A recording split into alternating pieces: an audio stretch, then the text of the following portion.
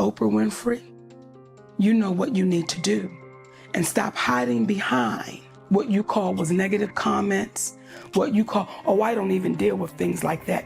Because what people are beginning to do is see you for who you are. Oh, is it true that they paid you $1 million for the endorsement? Not true. Not true, okay. I was paid nothing, ever. You're a billionaire. God has blessed you to be a billionaire, and this is what you do? Have I made it to Oprah? I've been on Oprah a long time ago. I haven't made it back, but I was on there one time. I'll tell you. How did it go? From Janet Jackson to some of the biggest rappers in the industry, Oprah has rubbed quite a few famous people the wrong way. These are celebrities who exposed Oprah's red flags to the public. In the world of Hollywood, Oprah's relationships with celebrities have always been talked about, whether it's good or bad, and when it comes to the Jackson family, mostly been bad. Janet Jackson in particular made it very clear that she wasn't a fan of Oprah, especially after the infamous 2010 interview with her parents, Joe and Catherine Jackson. Randy Jackson, Michael's brother, was the first to make his opinion of Oprah known, tweeting angrily about Oprah, writing, "I know how Oprah feels about my brother and family," going on to accuse her of making Michael look bad in public by airing old footage of his 2005 trial. He even went as far as claiming Oprah, quote, wanted to see Michael in jail. Janet Jackson also went after Oprah. When Oprah was granted access to Michael's former home to interview his kids, Janet wasn't happy. The Jackson family had long known that Michael didn't really trust Oprah, especially when it came to his family, so Michael had made it clear that he didn't want them exposed to the public eye. So you can imagine how the family felt when Oprah pushed ahead with filming an exclusive interview with his kids. Janet was reportedly furious about this, believing Oprah was using Michael's family for ratings, which, I mean, not much speculation there, that's clearly what's going on. A source close to the Jacksons told the National Enquirer that Janet called Oprah out during a heated phone call, at one point saying, quote, "Oprah, you make me sick." And yeah, can't really blame her there. Oprah had crossed a line. The Jacksons felt like they were being used as pawns in Oprah's media chess game, and it was clear that Janet in particular wasn't having any of it. She wasn't the only one upset though. Later, Michael's brother Jermaine took to Twitter criticizing Oprah for blindly supporting the Leaving Neverland documentary, which reignited old accusations against Michael. He tweeted, "So many in media, including Oprah, blindly taking Leaving Neverland at face value. We faced similar graphic claims, plus trial by media in 2005. Jury saw through it all. Trial by law proved Michael's innocence long ago." Now, not too long ago, Ice Cube shared some personal grievances about being snubbed by two major TV outlets, Oprah Winfrey's show and The View. Now, during an appearance on Tucker Carlson, which oddly enough he was on there, Ice Cube shared his thoughts about his attempts to get on both programs, only to be turned down. According to Cube, his exclusion wasn't just about his work, but his political views. He said, "I tried to go on The View, they didn't have me on The View," adding that producers told him some of the hosts simply didn't like where he was coming from. He went on to say, "I've been on there before, it's just when I become an independent thinker, I don't follow their brand of politics, I guess." Cube also pointed the finger at Oprah, claiming she's had issues with him for years.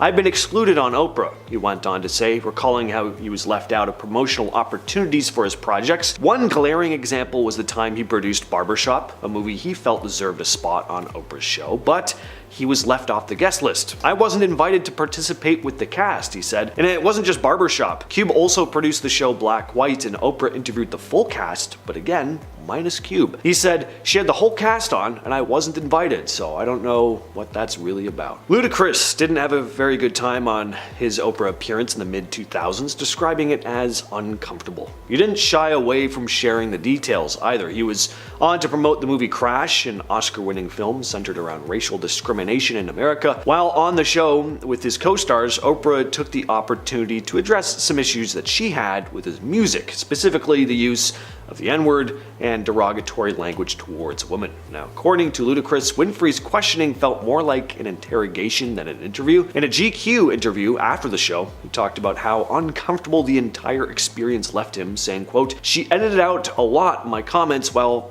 keeping her own in. Now, of course, it's her show, but we were doing a show on racial discrimination, and she gave me a hard time as a rapper when I came on there as an actor." Things didn't really get any better either. Ludacris said Oprah then pulled him aside for a quick private chat, saying, "After the taping, she pulled me into a room and we had a 5-minute conversation. What I got was that by having rappers on her show, she feels like she's empowering them." The conversation left him feeling like an outsider though, especially because the vibe of the whole show had left him feeling so off. Ludacris went on to say that being on the show was like being at someone's house that doesn't really want you there. Oprah later defended herself and made it clear that she didn't have a problem with rap music as a whole, but that while she respected the freedom of artists to express themselves, she had concerns about content that could marginalize certain groups, particularly women, saying, "I don't want to be marginalized by music or any form of art. I'm a woman who has worked very hard for my status in the world, and as a human being, I feel rap is a form of expression, as is jazz. I'm not opposed to rap. I'm opposed to being marginalized as a woman." Ludacris and Oprah didn't have any kind of feud after this though. It was awkward, but that was really about it. For this next rapper though, not quite the case. 50 Cent did not hold back when talking about how he feels about Oprah Winfrey. In his book Hustle Harder, Hustle Smarter, he talked about how he initially wanted to appear on her show to impress his grandmother and prove his success, but Oprah publicly slammed his lyrics, calling them misogynist and accusing him of glorifying violence. He wrote, "She was completely against everything that was in my music, so she ain't never going to have me on that show. I'm never going to reach that platform," which is confirmation of being a huge success. This was a turning point for 50 Cent, leading him to jokingly say, "If we can't be friends, then at least let's be enemies." He even named his dog after Oprah apparently and poked fun at her fan base, saying that they were mainly just elderly white women. So yeah, there was some tension to say the least here, but 50 did say later he and Oprah became more cordial, but he still disagreed with her criticism, saying, "Are you going to tell a painter what to paint? I'm an artist. Why am I limited to what you feel should be said?" Then in 2019, 50 took to Instagram to talk about Oprah again, talking about how she, quote, "goes after black men," referring to her involvement in the essay allegations against Michael Jackson and Russell Simmons, while being totally silent about men like Epstein or that major film producer with the initials HW who basically kicked off the Me Too movement. I wonder why that is. Oh. Yeah. Also in 2019, Monique took her turn calling out Oprah. It all started back when Monique was promoting her Oscar-winning role in Precious. Oprah did an interview, but not in the way you're thinking. The interview was with Monique's brother, Gerald, who had mistreated her growing up. And Monique, in a now deleted Periscope video, admitted that she had given Oprah her blessing to talk to Gerald, but what she didn't expect was for Oprah to bring her parents, Stephen and Alice, into the mix. Monique was shocked and horrified when they appeared in the audience for the interview. In the video, Monique said that Oprah crossed a line by involving her parents in something so personal, explaining that it was one thing for Oprah to interview Gerald, but the public display with her parents was another. As she said in a later interview, "Oprah didn't just interview my brother, she had my parents there too, and that hurt my heart." While Monique tried to move past the issue and even forgive Oprah, the scars from that betrayal were deep. The source told Radar Online in 2010 that Monique was still holding onto a grudge against her parents too, believing they hadn't fully acknowledged Gerald's mistreatment of her. The source added that even though Monique had forgiven Oprah, she couldn't let go of the hurt from her family's role in the drama, and that grudge, she said, could, quote, go to the grave. Alright, we've dumped on Oprah quite a bit, but here's a situation where she was clearly the victim. Joan Rivers was never one to hold back. If she didn't like you,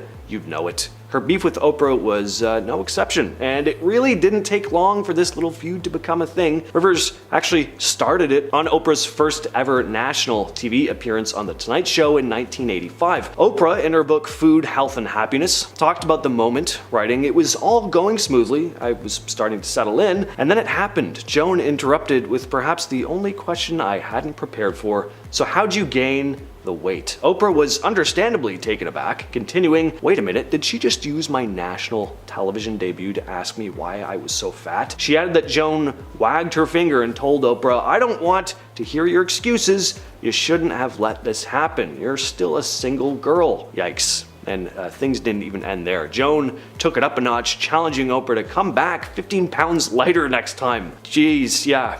Joan Rivers was just savage. Funny, but she had her not so great moments, no doubt. Now, according to some sources, Joan wasn't just playing the tough love card here. She allegedly couldn't stand Oprah, calling her completely opportunistic. One insider claimed that Joan says Oprah is the biggest phony in the world, feels Oprah's real gift is exploiting people's suffering and emotions and turning them into TV ratings. And she's not entirely wrong there. I think people like Dr. Phil are way worse in that regard. And I mean, Jerry Springer. My God. At least Jerry wore it on his sleeve though. That show was just so in your face offensive. There was no hiding it. You got what was on the tin. But anyway, Totally fair for Joan to call her out for that, but calling her fat on national TV, that was pretty low. One of the biggest red flags about Jennifer Lopez and Ben Affleck's divorce is the fact that they have been living apart, completely separated. Now, although the couple made no public announcement about it, this has been confirmed by multiple sources and in multiple outlets.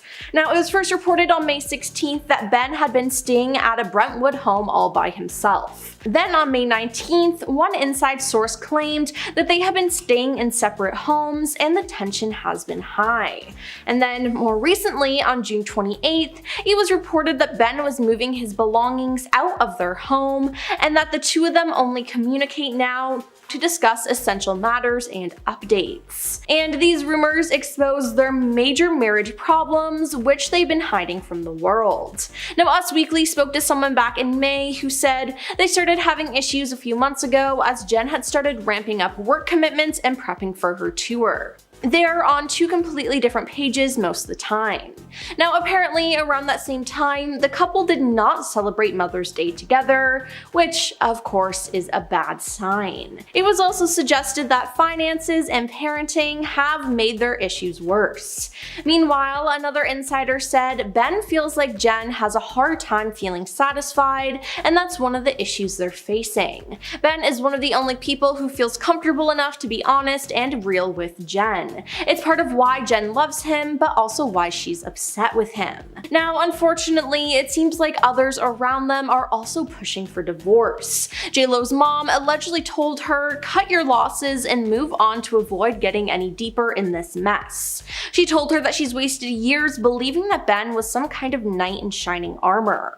But according to her mom, he was not the person she built him up to be. It's taken too much of a toll on her, and because of this, she has lost sight of who she is and what she stands for. Meanwhile, J-Lo's sisters want her to file for divorce first and get on with her life so she can focus on her kids and career.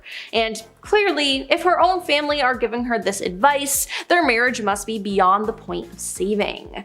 Now, sadly, Ben's breakdown says a lot as well. It's clear he isn't going through the best of times at the moment. While rumors over the end of his marriage seem to be confirmed, the media spotlight that they're going through right now seems to be taking its toll. Now, Ben already proved it a few days ago after losing control and facing the paparazzi waiting for him at the exit of his mansion he shares with J-Lo in Beverly Hills. Now, he apparently went to pick up his personal belongings, taking advantage of the fact that his wife was on vacation in Italy.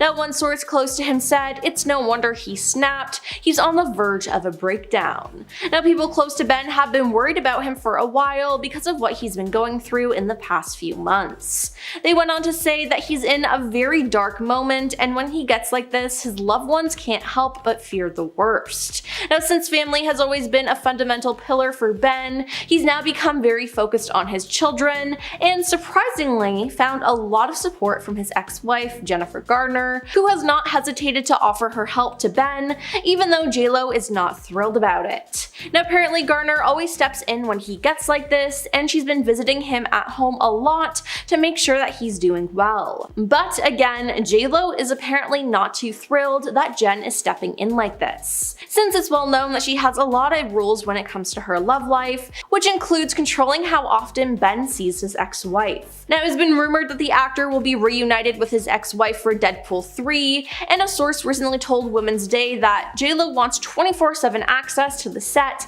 and to be able to drop in unannounced. There are to be no promo joint interviews and or photo shoots, and no after-work socializing. She wants Ben at home as soon as he's done filming. So clearly, she is more than a little concerned about their workplace relationship. And J-Lo has also always been very strict on her idea of cheating, but she is known to take it a little too far. Now, she actually has a rule banning female flight attendants from her private planes because of her ex-husband's affair with one. And this is a rule that she has in place whenever she travels with Ben Affleck. Now, according to a news article, Jennifer was so angry after finding out her then-husband Mark Anthony had a fling with a flight attendant that she banned women from working on her private planes. months. Now the two of them ended up splitting in 2012, but she clearly still carries that resentment with her. So much so that she can't trust these women to be around Ben either. Now several corporate flight attendants came forward and confirmed that Jennifer brings her own male flight attendant, who is really just her personal assistant. Talk about bending the rules. Now JLo allegedly keeps Ben on a tight leash about other things too. Before they got married, she demanded that he had to be in the best physical shape. Now after the couple rekindled their relationship, she put him on a strict diet and workout regimen. According to an inside source, when they first started dating, Ben was up at 5 a.m. hitting the gym with JLo. Now she told him this is unacceptable and she expects him to pick up the slack and wants him working out every day and eating right, no excuses. Now the singer has also put her foot down when it comes to Ben's drinking. She's not a fan of drinking and partying and has always had a strict limit, but she changed this rule completely because of Ben's struggles. But you see, that's the other thing. With all of these divorce rumors going around, it's become very apparent that they are totally different people. While Ben is known as a more chill celebrity, JLo is the complete opposite. Now she allegedly has a rule where she does not allow staff to talk to her directly or look her in the eye.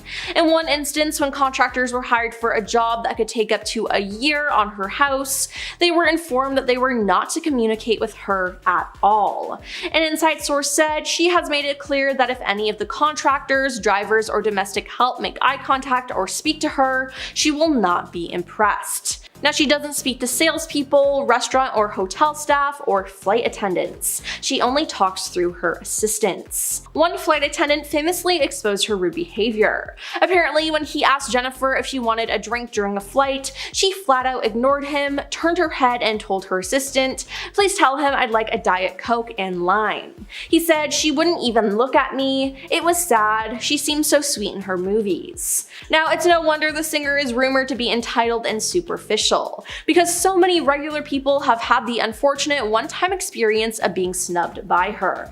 And JLo's diva behavior actually goes back decades. Just ask fellow actress Rosie Perez. Now they met back in 1991 during an open casting call for Living in Color. At the time, Perez was the show's choreographer and Lopez was auditioning to become a member of the dance troupe known as the Fly Girls. Now her audition was unsuccessful, but Perez saw a star quality in JLo and actually pulled some strings to get her in. But after she was in the group, it became clear that Lopez didn't get along with her fellow dancers. According to Perez, she was labeled as a diva right away, saying all the girls were coming into my office complaining how she was manipulating wardrobe, makeup, and me all to her advantage.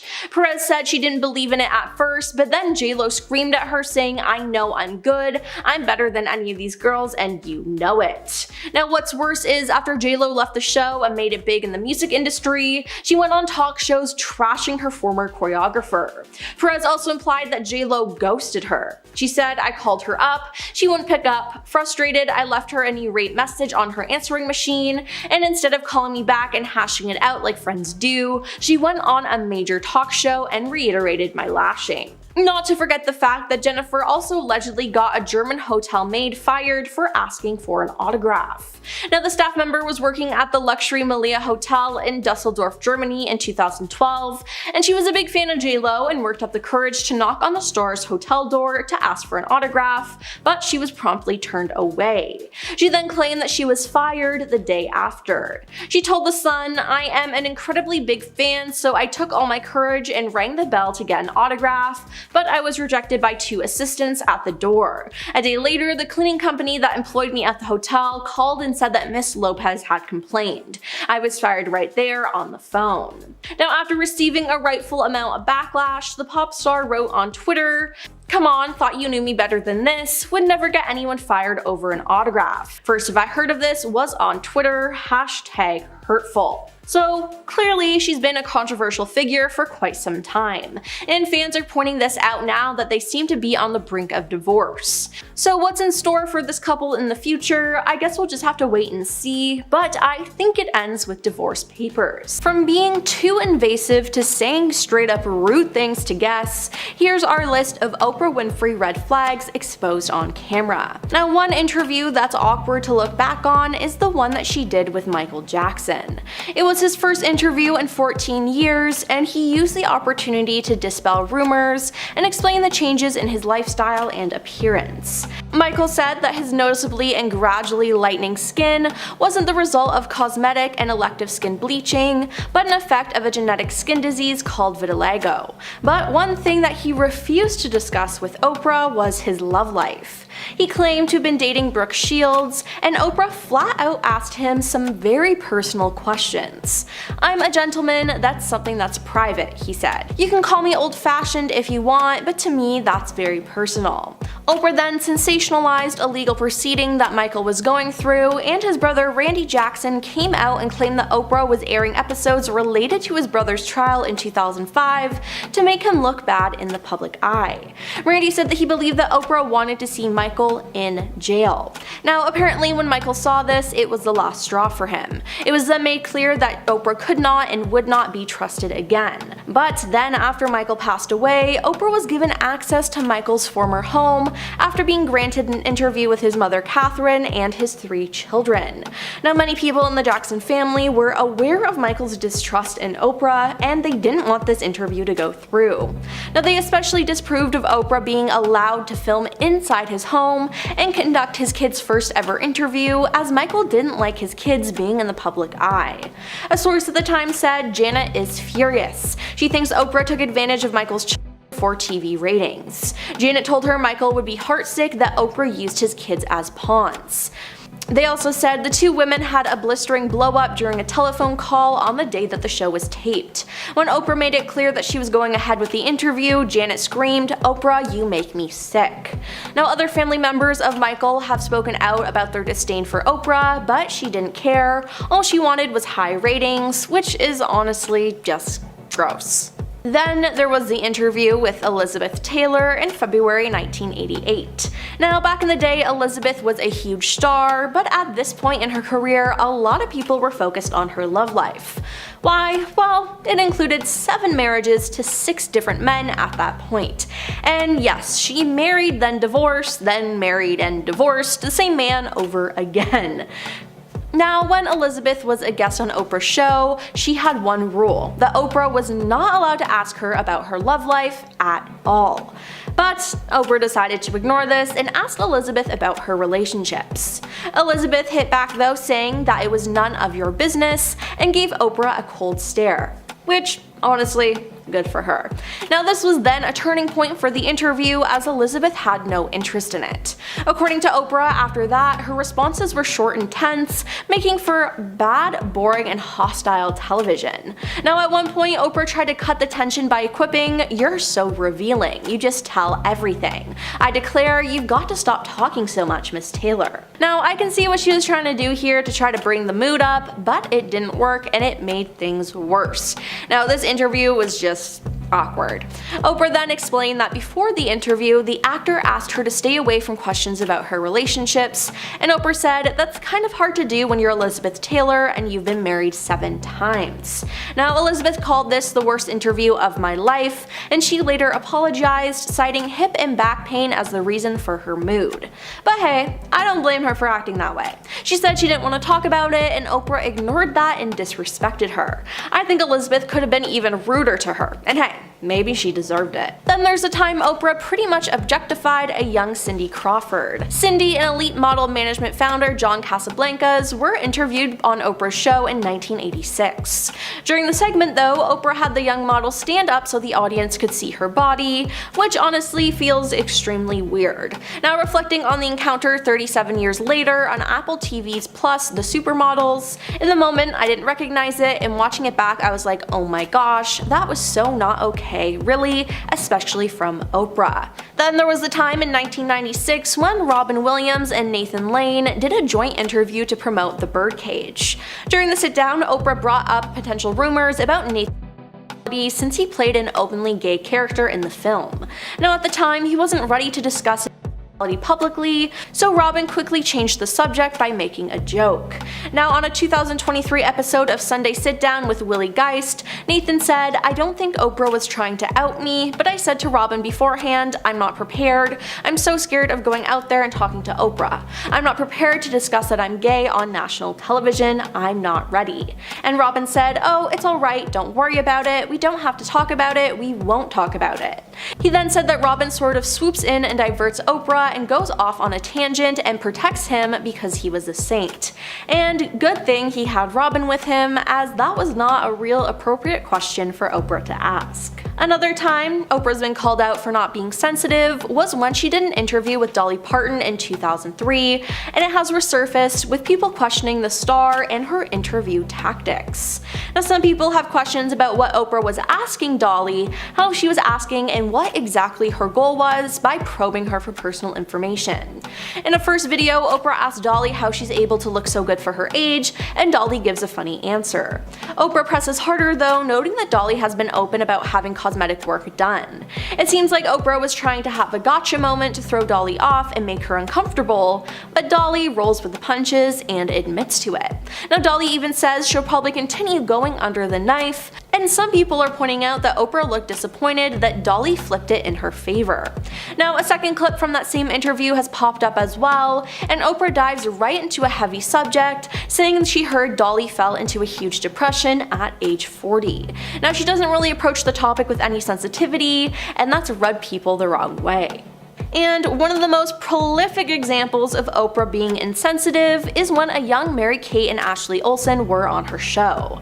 At the time the interview took place, Mary-Kate had been hounded by the press about her weight, with intense media speculation that the star was suffering from an eating disorder. Oprah, knowing this was a touchy subject, brought it up anyways. In the interview, she says, "I know there's been a rumor that has recently surfaced that's really upset you," and Mary-Kate and Ashley were both clearly taken aback by the question, and a tense moment of silence happened, followed by Oprah saying, "You know, the one about eating." Now, Mary-Kate was so thrown by this line of questioning, she almost looked to be on the verge of tears, but her sister Ashley jumped in to rescue her. "Yeah, you know, people are going to write what they're gonna write," she says. Now, after some awkward back and forth, Oprah asked the Olsen twins what dress size they are, and they reacted uncomfortable by saying, "I don't know." It was obvious that the questions about their body were uncomfortable, but Oprah still pushed. When they said they weren't sure, Oprah hit back sarcastically saying, "Oh, you're not sure? That's so interesting." Now, later that same year the Oprah interview aired, Mary-Kate checked into a rehab facility to seek treatment for a food-related health disorder. Now, I'm sure her being asked those invasive questions didn't do any good when it came to her mental health. Now, Oprah should honestly be ashamed of how she treated those two girls. One of the coolest pop stars out there right now, Billie Eilish, is on top of the world, and yet everything might not be as it seems. A TikTok went viral in 2021 of Billie Eilish. Unfortunately, it was for the wrong reasons. In the video, Eilish is shown lip-syncing to a song that features words that are derogatory terms towards the Asian community. Eilish did lip-sync along to the word in the video, and people were quick to call her out for it. She received so much backlash for the video that she did issue a public apology using her Instagram story. In the story, she shared that the video that went viral of her was when she was 5 years shy of 18, so she was pretty young at the time. To describe one of the video clips, Eilish wrote, "I mouthed a word from a song that at the time I didn't know was a derogatory term used against members of the Asian community." She shared that she hadn't known the term was insensitive at the time, as that has been the first time she heard it. She continued, saying, "I am appalled and embarrassed and want to barf that I ever mouthed along to that word." Billie closed the public apology with, "Regardless of my ignorance and age at the time, nothing excuses the fact that it was hurtful, and for that I am sorry." The person that originally posted the viral video to TikTok is a self-proclaimed Billie Eilish fan, and she said she was happy the singer responded to the video and apologized. She also said that she didn't post the video in an attempt to get the singer cancelled, she had just wanted Billie to acknowledge the old clips. Billie Eilish creates music typically in the pop genre, and she has said some pretty controversial statements about other genres that had fans up in arms. In a February 2020 interview with Vogue, Billie Eilish and the interviewers started discussing her music and how authentic it was. Billie agreed that her music does typically include storytelling, but she also believes that her music is different from other musicians. She said, "Just because the story story isn't real doesn't mean it can't be important. There's a difference between lying in a song and writing a story. There are tons of songs where people are just lying. Particularly, she singled out the rap genre, saying, "There's a lot of that in rap right now from people that I know who rap. It's like, I got my firearm," and I'm like, "What, you don't have a firearm?" Giving another example before finishing with, "That's posturing and that's not what I'm doing." These comments did not go over well with the internet at all. Many called her out for her comments on how rappers just write from fantasy, many bringing up examples of rappers that do speak from personal experience and how tragic their lyrics can be if you really listen to them. Billie Eilish was under fire back in November of 2023 for comments about men's bodies. Basically, what happened was Billie was expressing her frustration over the comments typically said about women's bodies and how it differs from the ones said about men. She said to Variety, "If you're muscular, cool. If you're not, cool. If you're rail thin, cool. If you have a dad bod, cool. If you're pudgy, love it. Everybody's happy with it. You know why? Because girls are nice. They don't give a care because we see people for who they are." Fans and social media users in general were quick to correct the singer, one writing that Billie was acting out of touch from reality and that it was actually hilarious. Another writing, "How tone deaf can someone be?" Another pointing out that we got a whole generation of men with serious body issues in the gym constantly, so saying this is kinda bull. A fan chimed in with, "I love Billie, but men receive criticism all the time for their bodies. If a guy is too fat, too short, or whatever, they are criticized by both men and women. I'm not gonna sit here and say it's as bad as what women have experienced for decades because that would be an obvious lie and a false equivalence, but men develop body insecurities all the time because of unrealistic attractiveness standards made by society. It's just not as socially acceptable for men to speak up about it compared to when women speak up about it." Billie has yet to issue a statement or apology for the comments made during the Variety interview. When Billie was dating Jesse Rutherford, we really should have noticed the red flags he was throwing up, like how he was so much older than her, and when people criticized the couple for their large age gap of 10 years, they chose to dress as a baby and old man for Halloween, with Billie as the baby and Jesse as the old man. It's a weird thing to do, and again, the couple was criticized by Billie's fanbase for it. There was another red flag in here regarding the age gap. Billie has written songs before condemning how older guys will go for younger, more impressionable girls. On her album, Happier Than Ever, there is a song called Your Power. The song features lyrics like, "She was sleeping in your clothes, but now she's got to get to class, and you swear you didn't know, you said you thought she was your age." So fans of Billie's began to wonder why she would enter into a relationship with someone when they had such a large age gap. A big reason why fans were so critical of Jesse and Billie's age gap was because Jesse knew Billie when she was a minor. They first met when she was 15 and Jesse was 26, so it wasn't like they met when she was an adult and started dating and there was a 10-year age gap. For some fans, him knowing her when she was not an adult was something considered to be off-putting. Moving on now to Billie's music scene, there have been quite a few red flags for Billie fans that new music might be coming sooner than anticipated. Billie's last major hit would have been What Was I Made For on the Barbie soundtrack. It really was a hit, winning Song of the Year at the Grammys and the Academy Award for Best Original Song at the Oscars. Billie's past music and albums have been chart toppers across the board, so it's safe to say fans are very excited for Billie's future releases. They may be coming sooner rather than later. A big, glaring, scarlet fire engine red flag that fans should expect an album release soon would have to be Billie's February 21st post to Instagram. She can be seen in a star-patterned ski mask and big jacket. The caption accompanying the carousel of 4 photos gets straight to the point, reading, "My album is mastered." Mastering refers to the final step in an album's post-production audio journey. That was all the way back in February. It's April now,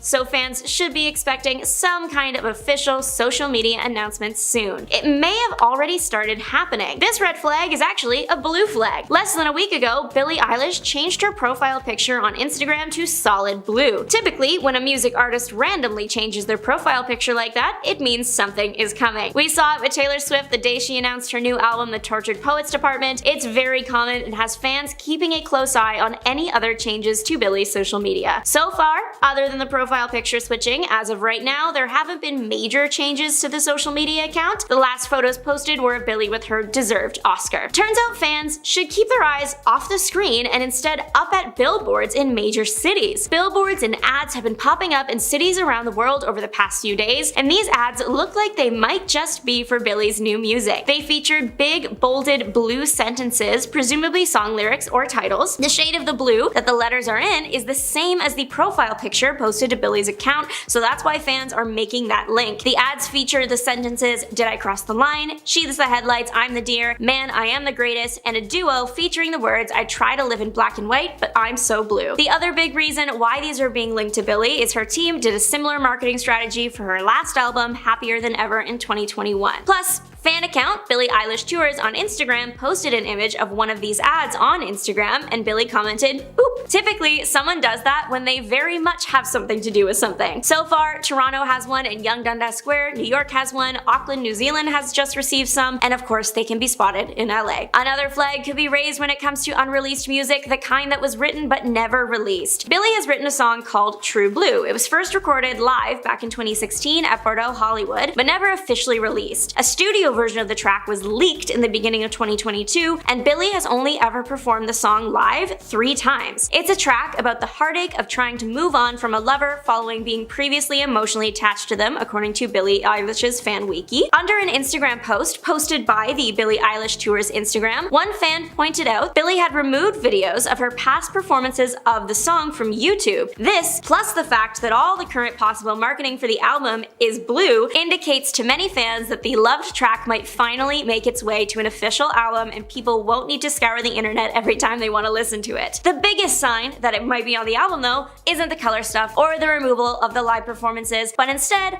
I would say it's the fact that lyrics from the chorus of the song are on the billboards around the world. The lyrics are, "I tried to live in black and white, but I'm so blue." So there we go. There might be a reason why Billie waited so long to release new music despite confirming the album was basically done a couple months ago, and that reason is Ariana Grande. While paying a visit to CBS Mornings February 4th, Billie not only confirmed she would be releasing music soon, but also that she was waiting for Grande's album to have its moment first. How polite. Billie said, "Let Ariana put her stuff out first, enjoy that, that's all I'm waiting for. I'm sitting like," then she looked at her watch, "Okay, so girl, send me please. Then eventually our stuff will happen." And it looks like we are there. It's been almost a month since Ariana's album dropped and had its moment. It's Billie's turn to shake up the music scene. As of right now, no idea what the album is called, or when it's coming out, or how many songs will be on it, but we're all excited to learn more and see how next year's Grammys is going to be with all the big albums: Billie Eilish, Taylor Swift, Beyonce, Ariana Grande, Dua Lipa, and more coming. It'll be a tough one, that's for sure. Now, the first year of marriage is often romanticized as a blissful honeymoon phase, but for Justin and Hailey Bieber, it was the complete opposite. Despite the expectation of newlywed bliss, the couple faced hurdles that tested the foundation of their relationship. In a candid interview with GQ in 2021, Justin revealed why it was so hard. "The first year of marriage was really tough," he said, "because there was a lot going back to the trauma and stuff. There were all these things that you don't want to admit to the person you're with because it's scary. You don't want to scare them off by saying, 'I'm scared.'" Now, similarly, Hailey revealed to Elle in 2021 that after tying the knot, the two weren't having the time of their lives. "In the beginning of our marriage, I just wanted to hide," the model admitted. "I was like, I don't want people to be so in my business. I feel like everyone's up my beep. Can there be no anonymity? Can I have any of it back?" Now, having a baby will put them in the spotlight even more, and that might cause a strain on the marriage. Then there's Selena Gomez. Now, it seems like wherever Justin's name is, Selena's is attached, even though they haven't been together for more than 5 years. I mean, when Hailey and Justin made their pregnancy announcement, Selena Gomez started trending. It appears that people on the internet can't let Jelena go. Now, after the announcement was announced though, Selena did post multiple photos of her now boyfriend Benny Blanco. Did she post this on purpose, in spite, or was it purely coincidence? I guess that's up to you to decide. Now, Justin and Selena were on and off and first started dating in 2011. Now, the last time they were spotted together was in 2018, just 2 months before Justin announced his engagement with Hailey. Now, fans and myself believe that Justin had proposed to Selena when they were together, only for him to get turned down. Justin then rekindled his romance with Hailey, and they shared the news of their engagement. Now, regardless of what happened, whenever something big happens in Justin's life, Selena's name will always be brought up, and vice versa. Now we have that she's a mean girl. Hailey has been called a mean girl, and is that really a good thing? Especially when she's going to have a child. Now, Hailey has had many mean girl phases, but one of the most popular and talked about happened last year in 2023, and shocker, it had to do with Selena Gomez. In March 2023, Selena posted a TikTok saying she accidentally laminated her brows too much. Now, she was poking fun at herself, but then Kylie Jenner posted a a photo of herself on her Instagram story with the words, "This was an accident," written all over her eyebrows, and then another story showing a screenshot of her FaceTiming Hailey with their cameras held close to their eyebrows. Now, Selena fans accused the pair of making fun of Selena, and Selena was then spotted on a boat and paparazzi took photos of her. Now, Selena has lupus and she had a kidney transplant, so all the medication she's on makes her weight fluctuate, and now at the point when these photos were taken, Selena had put on more weight than people were used to seeing her with. Now, this led to immense body shaming, and Hailey just had to join the hate train. In a now deleted TikTok, Hailey, Kendall Jenner, and one of their other friends posted a TikTok and mouthed the audio, "I'm not saying she deserved it, but God's timing is always right." Moving on to the visa theory. Now, many people think that Justin married Hailey so he could get his visa. Now, where did it come from that he married her for a visa? Well, the rumor began when DJ Khaled and Drake's song Pop Star resurfaced online. Justin is seen in the music video mouthing the lyrics "Ariana, Selena, my visa," which some people believe refers to the girls he's been with. Now, fans speculate the "my visa" is referring to Hailey, which is just kind of funny to me if we're being honest. Now, for those of you who don't know, Justin is a Canadian citizen. He has allegedly always resided in the US on what is known as the O1 visa, which is for individuals with an extraordinary ability in the arts or extraordinary achievement in motion picture or the television industry. Now, unfortunately for Justin, the O1 visa is a non-immigrant visa and doesn't lead to permanent residency, which is what he needs to be a citizen. Now, a US marriage green card allows a foreign spouse to live and work in the country, and they can also apply for citizenship after 3 years. But if you're applying under the 3-year rule, you might face scrutiny over the authenticity of your marriage. Now, the 5-year rule, however, doesn't need to consider the marital union portion of the visa, so someone under this visa might have a higher chance of becoming a US citizen if they apply after 5 years. Now, the pair have been married for 5.5 years now, so they wouldn't face any scrutiny if Justin applied for citizenship now. Now let's talk about why they got married. One of the reasons the pair got married was because they wanted to have children and didn't want to do that out of wedlock. However, they got married in 2018 and are now just finally having a child. I mean, obviously plans change, but if that was one of the main reasons for getting married, why didn't they do it earlier? Now, Hailey has said, "I was married when I was 21, 2 months before I turned 22, which is insanely young. It sounds almost ridiculous when you say it out loud." She continued, "Although I do think for somebody like me and somebody like Justin, it's different. We've seen a lot for our age. We have both lived enough life to know that's what we wanted. They were so young and didn't need to get married. They could have just dated, but no." Now, Justin also said he wanted to get married because they were waiting till marriage, which is weird because years and years ago, between dating Selena and Hailey, it was said that Hailey and Justin were friends with benefits. Now, I'm sure they decided to abstain due to their religion, but I'm just kind of confused because that hadn't been an issue for them in the past. Then there's marriage issues. In February 2024, Hailey's father, Stephen Baldwin, asked his Instagram followers to pray for his daughter and his son-in-law, sparking concerns about the couple's marriage. According to Page 6, Baldwin reshared a post by Victor Marks, a founder of All Things Possible Ministries, that showed Justin playing guitar and singing with the Hillsong worship. Christians, when you please think of Justin and Hailey, take a moment to offer a little prayer for them to have wisdom, protection, and draw close to the Lord. Now, in addition, he shared in his caption, "There are special challenges that folks in high visibility positions face." Now, obviously, this Instagram post raised some eyebrows. TMZ reported that the circumstances were related to something specific that's going on with the young couple, but neither Justin nor Hailey publicly commented on the situation. Now we have their busy schedules.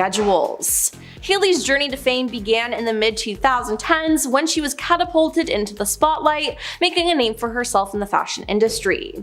Now, beyond the runway, Hailey ventured into entrepreneurship in 2022 by launching her skincare road. Meanwhile, Justin's rise to stardom began in 2009 with the release of his debut single, One Time. Since then, he has evolved into one of the biggest pop stars of his generation. Now, despite their success, the couple's demanding careers often lead to time apart, which would be a challenge. Now, the nature of Justin and Hailey's career introduces a unique set of obstacles, and throwing a child into the mix could make it extremely difficult.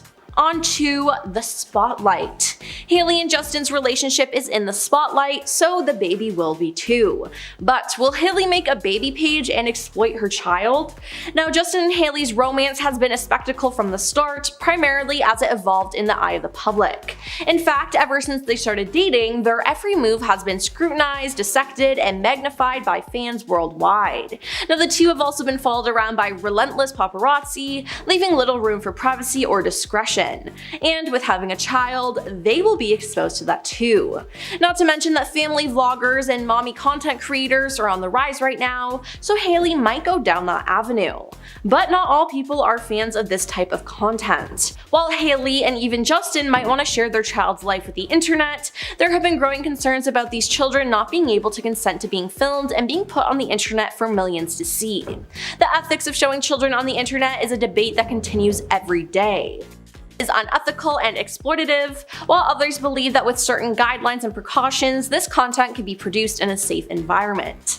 Now, regardless, putting a young child, a baby, in the spotlight right when they're born isn't really a good thing, but that might be exactly what the pair do.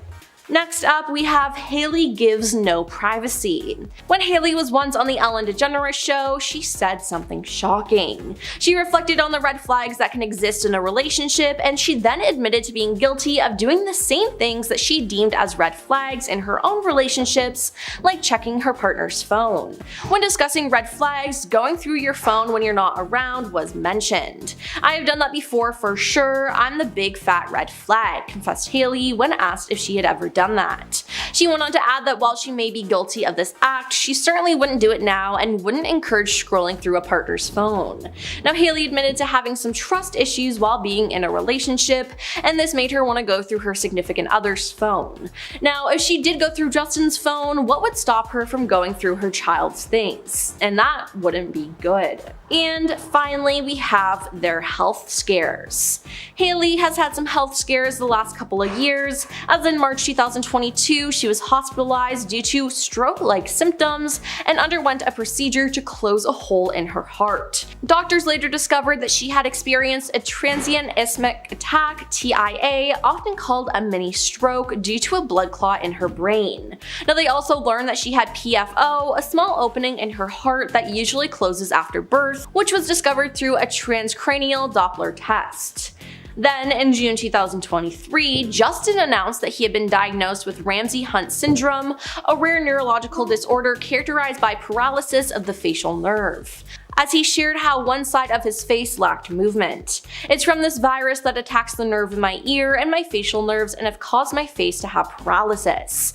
As you can see, this eye is not blinking. I can't smile on this side of my face," he continued. This nostril will not move, so there's full paralysis on this side of my face." Now, Justin would then go on to officially canceling the remaining tour dates of his worldwide Justice tour to focus on his health. "It's been a rough couple of years, but getting the right treatment that will help treat this so far incurable disease, and I will be back and better than ever," he wrote. Now, hopefully their baby doesn't have any of these illnesses and is born happy and healthy. Number 10. How they met. In an interview with Harper's Bazaar UK in 2019, Sophie spoke about their meeting, and she basically said they got set up. She explained that they had a lot of mutual friends, and they had been trying to introduce them for quite some time. Apparently they were following each other on Instagram, and he direct messaged her one fine day out of the blue. Soon after the meeting, he invited her to meet up with his tour that was passing through the UK. She said that the two of them had an instant connection, even though she hadn't expected to like him. She said he didn't bring security, he brought a friend, and they drank just as hard as the rest of us. I remember us two spending only a couple of minutes on the dance, and then we found a space in the far corner, and we just talked. Sophie went on to say that they talked for hours and hours, but that she was never bored. She felt that the conversation wasn't contrived, it wasn't small talk. From her point of view, it was just easy. She said soon they were inseparable, and then she went on tour with him. So at that point, it seemed like she had really fallen hard for this dude, and marriage came very quickly after that. Like, very quickly, but we'll talk about that in a minute. Number 9. Age is but a number. Joe was 28 years old when he popped the question to his then 21-year-old girlfriend Sophie. A lot of people believe that age is just a number. Bieber. Many didn't find this to be a big deal at first. An insider close to the couple revealed that they were madly in love, and while Sophie is a bit younger than he is, she grew up in a small English town, so it's not completely out of the ordinary for an age difference to be glossed over. Many fans also came to her defense, citing her mental maturity. While she may have been 21, she was forced to grow up very fast, and because of that, she was probably closer to like a 30-year-old mentally speaking. The red flag is that much like celebrities like Leonardo DiCaprio or Al Pacino, Joe tends to date people much younger than himself, like supermodel Gigi Hadid. His oldest girlfriend was Taylor Swift. She was a whole 4 months older than him. Wow, make way for grandma! Despite how uncomfortable many fans found the age gap to be, the couple did not care, and really, that's what matters. Number 8. Flirty McGurty. When these two first got together, it was believed that Joe had all of the leverage. Why?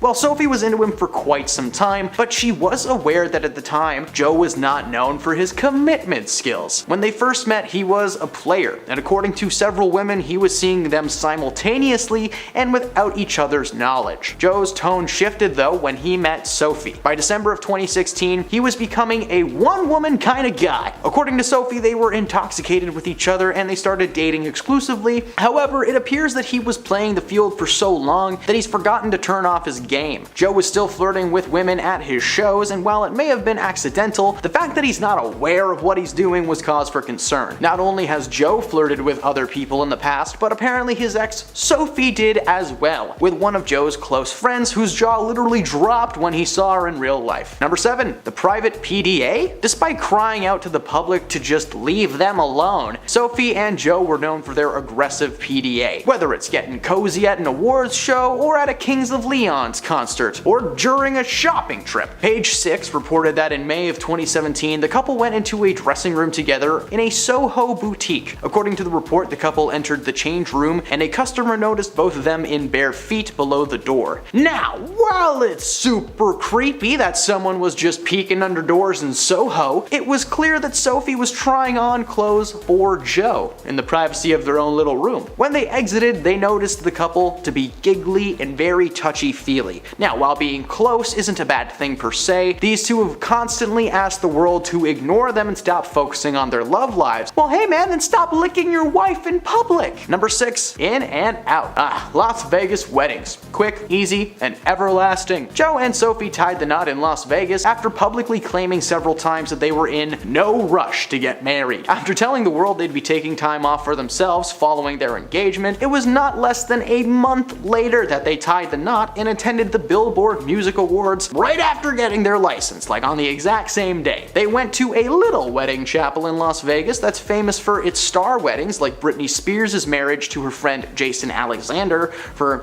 2 days. Not to mention, the wedding featured some huge Vegas cliches. There was an Elvis impersonator literally officiating the thing. Many speculate that Joe was trying to prove something to his brothers by throwing the exact opposite of their weddings. Nick Jonas and Priyanka Chopra had an extravagant $1 million wedding spanning multiple days. The only people in attendance for Joe and Sophie were Joe's brothers, DJ Khaled and Diplo. They also didn't wear the traditional dress and suit, instead opting for slacks and jeans. To cap it all off, they used ring pops instead of real rings to seal the deal. Man, I feel like I'm describing a dream that I had. Number 5. Sophie was hesitant. Sophie Turner previously admitted to OK Australia in 2016 that she's never dated anyone who she didn't know before or who is in the industry. Her reasoning? Well, in addition to being more focused on her career than her love life at the time, she claimed that their lifestyles were a contributing factor. Joe and Sophie had different ideas of what was fun. She went on to say how on-set romances are amazing, but they tend to be very temporary when it comes to their time together, so that was a big fear for her. The logistics seemed to be her main concern as well. If she was filming in Australia and he was on tour in the States, how would that work? They'd never see each other. After getting together officially with Joe, Sophie did admit that she felt like she was in a fishbowl. Frustratingly for her,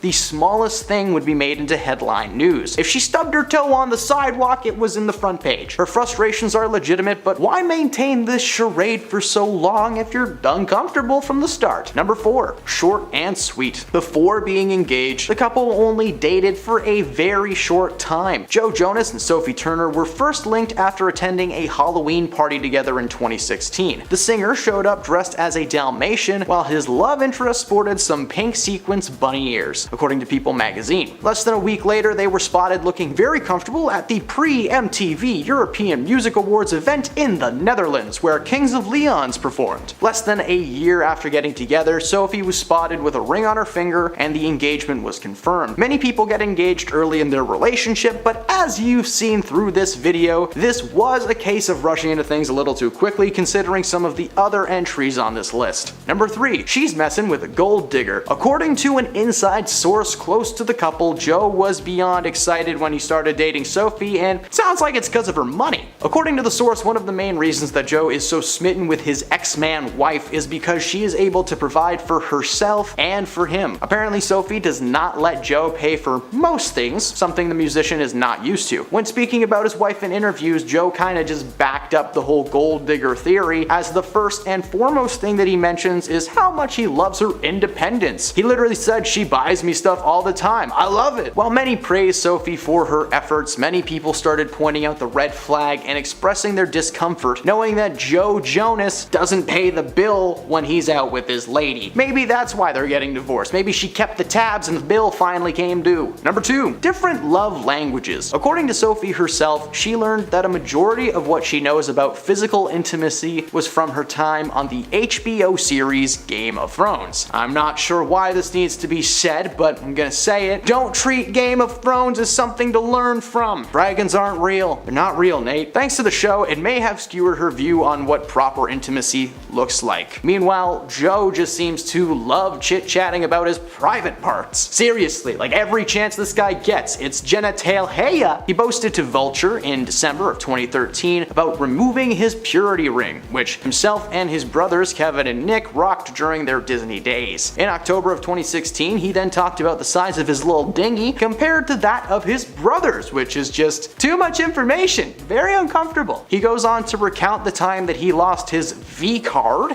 and about becoming a little bit too excited while filming music videos with Ashley Graham and Charlotte McKinney. Sophie has expressed her disappointment in this lack of restraint and has begged him to quit numerous times, but he persists and now they're divorced. And at number 1, Joe took off his wedding ring first. In the weeks leading up to this divorce announcement, Joe was photographed without his wedding ring quite a few times. One of those moments was as far back as August 11th, when he was picking up an iced coffee in New York City. But since then, he's made a point of wearing it again, even as the couple have officially filed for divorce. On Monday, Joe posted a black and white photo on Instagram that showed him looking at the camera and holding a cup with his wedding band prominently on full display. Then, just this morning, he posted a statement to Instagram claiming that it was from the two of them. It said, "After 4 wonderful years of marriage, we have mutually decided to amicably end our marriage. There are many speculative narratives as to why, but truly this is a united decision and we sincerely hope that everyone can respect our wishes for privacy for us and our children." This is quite a shock considering that the news only broke a few days ago. Sources spoke to TMZ and said that Joe had his people contact at least 2 divorce lawyers in LA, and the couple has had serious problems in their relationship for at least 6 months. So those are the red flags that we miss when it comes to Joe and Sophie. What do you think has caused this split? At the time of filming this, right now, it's still up in the air, so who knows? Let us know your thoughts in the comments and be nice. Perhaps we'll all have an update soon. Number 10, she was pressured into marriage. While Nicole was excited to be married at first, nowadays she realizes the particularly pressure-filled situation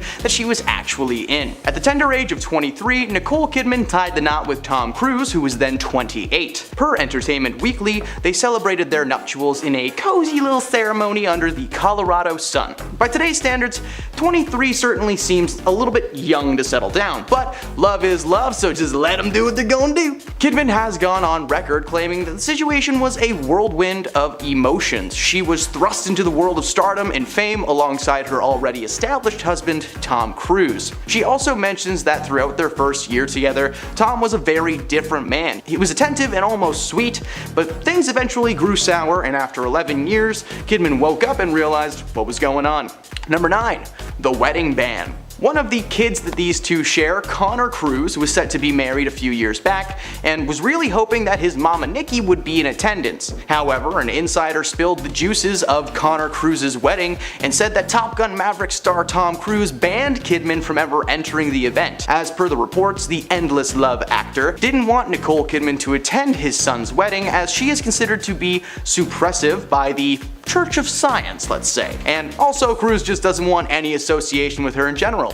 Ever since their separation, it's almost as if Tom has just wiped Kidman from his memory. He ignores her at every possible moment. These two have not spoken in over 20 years despite sharing a troubled past and, children, which is famously great for development, just ignoring your kids. Kidman has never actually gone public on the specific reason that Tom avoids her like the plague, but sure, people avoid their exes all the time. But these guys have such a long history together. The idea that there seems to be some specific reason or something more behind the cold shoulder is a mystery only Nicole can solve. Number 8. He's a bad dad. Cruise has 3 children, Isabella and Connor, who were adopted during his marriage to Nicole, and Suri, who he fathered with Katie Holmes before their split. The first sign of Tom Cruise being a bad dad came in 2015 when he missed his eldest daughter's wedding, despite her being heavily involved in the church, going so far as to have a science-themed wedding. While Bella does keep contact with her father, the same cannot be said for Tom's other kids. According to a June 2016 report from In Touch, Cruise hasn't had contact with Suri in years. According to insiders, this is simply due to his wanting to distance himself from his ex, Katie,